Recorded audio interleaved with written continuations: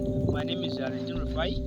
I'm the northern manager of the Owat Group Company. As you can see, we are in one of our farm in Federal University Gusau, where in our last video I showed you we are going to harvest our rice in the next year.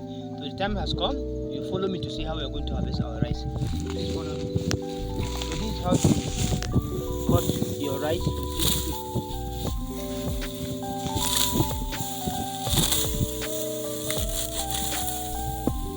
You can see this is the rice. You can see after we have cut it, we pack. When you cut, you pack.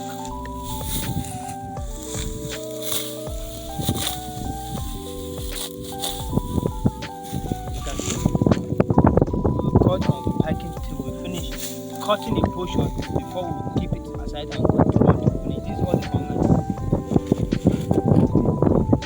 which we are going to harvest today by the grace of God.